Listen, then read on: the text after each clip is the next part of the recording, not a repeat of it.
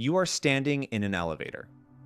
The doors slide shut, you are completely alone, and instantly your hand twitches. Before you even realize what you are doing, you are reaching into your pocket. Why? You aren't expecting an urgent message? You aren't looking up crucial information? You are simply terrified of an empty moment. We have officially declared a psychological war on boredom. We treat every single gap in our day, the bank line, the traffic light, the grocery queue, as a medical emergency that must be cured with a glowing rectangle. But what if I told you that by eradicating boredom, you are accidentally destroying the single most important mechanism in your brain? We have optimized ourselves into creative poverty. Think about how your mind feels by 3 o'clock in the afternoon. It feels sluggish, heavy, like a phone battery clinging to 1%. You probably blame this on a lack of sleep, or maybe you think you just didn't drink enough coffee. But the real problem isn't a lack of energy. The problem isn't just distraction, it's deprivation. You are starving your mind of a critical nutrient. Stillness. Society has lied to you. We are told that boredom is a sign of laziness. We are taught that if you aren't consuming, producing, or scrolling, you are wasting your time. But in reality, checking your phone isn't a cure for boredom. It is a highly engineered trap that forces you to avoid your own internal world. There is a hidden network inside your skull that requires you to do absolutely nothing in order to function. When this network is activated, it performs what scientists call neurological maintenance. And later in this video, I am going to show you the exact 90-minute protocol a legendary comedian used to trigger this network on command. A protocol that can permanently cure your brain fog and unlock a level of focus you haven't felt since childhood. But first, we have to look at the invisible villain hijacking your mind right now. Think of dopamine not as a reward, but as a biological homing missile. Modern technology exploits your dopamine system, turning it into a molecule of anticipation. It fires not when you are happy, but when you think a reward might be coming. A ping, a like, a shiny new notification. This creates a vicious cycle. You check your phone hoping for a neurological reset, but instead, you trigger withdrawal symptoms. Restlessness, irritability, a constant buzzing anxiety. Evolutionarily speaking, your brain was designed to experience boredom to solve something called the dark room problem. Boredom is a biological alarm clock. It was designed to make predictable, stagnant environments feel deeply uncomfortable so our ancestors wouldn't just sit in a dark cave and starve. It is a proactive call to action. It forces you to get up, explore, and gather new information. But today, instead of exploring the physical world, we pacify that ancient alarm with cheap digital novelty. This digital pacifier is doing catastrophic damage to your memory and your imagination. In 2012, researchers Sandy Mann and Rebecca Cadman conducted a fascinating experiment. They forced a group of participants to sit down and do something agonizingly dull, copying numbers out of a physical phone book. After this mind-numbing task, they tested the participants on a series of creative problem-solving challenges. The results were completely counterintuitive. The people who suffered through the boring phone book task scored significantly higher on creativity and innovation than the control group. Why? Because of a biological switch called the default mode network, or the DMN. Think of the DMN as the backstage of a theater. When you are focused on an external task like answering an email or watching a video, the actors are out on stage under the bright lights. This is your executive attention network.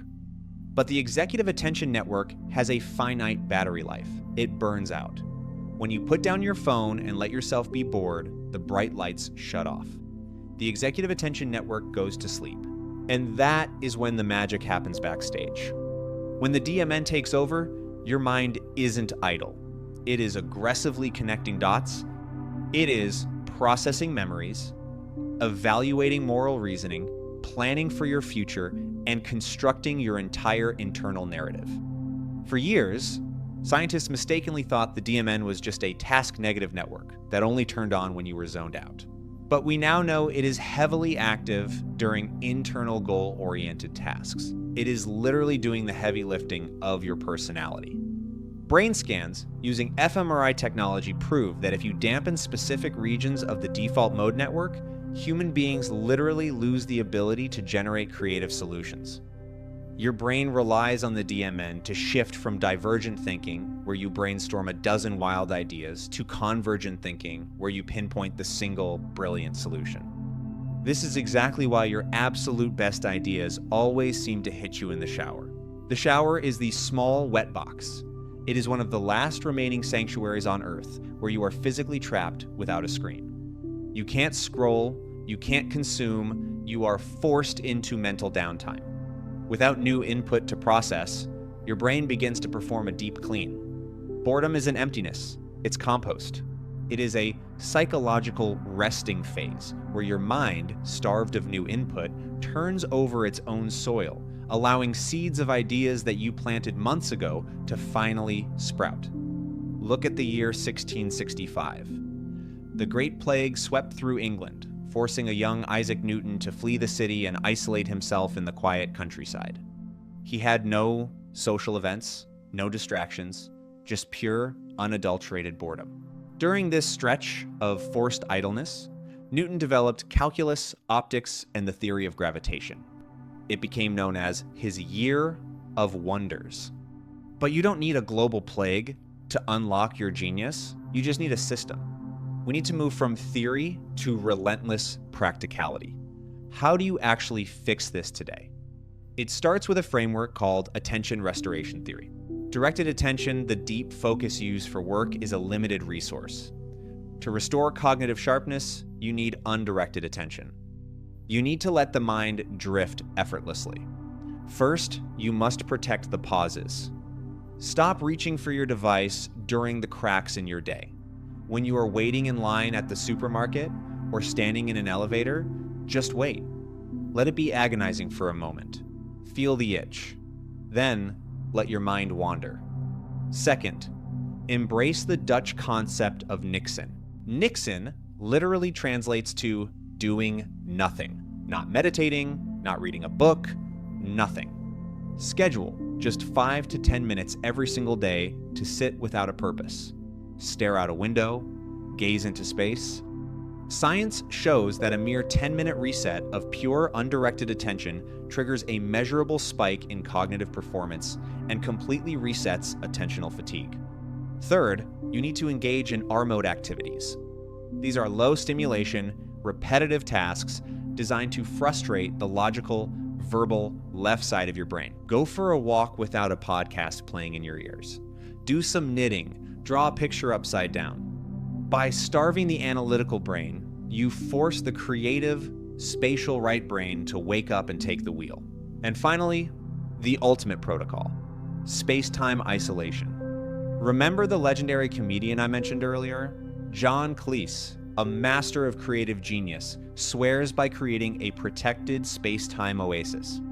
When you have a massive problem to solve, you must seal yourself off from the world for 90 uninterrupted minutes.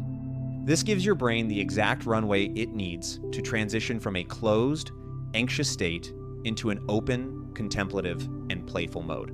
But there is one final, uncomfortable truth we have to face. We don't just check our phones for a dopamine hit, we check our phones to run away. Boredom forces moral and emotional clarity. When the noise stops, the internal narrative begins. And sometimes that narrative is incredibly painful. Stillness forces us to confront the anger, the regret, and the grief that we usually drown out with a digital fire hose. We are terrified of the silence because we are terrified of meeting our backstage selves. But avoiding that pain is exactly what is keeping you stuck. The boredom you are running from is the very medicine your mind is begging for. It's not laziness, it's neurological maintenance. Stop treating stillness like a disease and start treating it like the cure. If this video shifted the way you look at your own mind, hit the subscribe button and leave a like. Take back your attention, protect your pauses, and I will see you in the next one.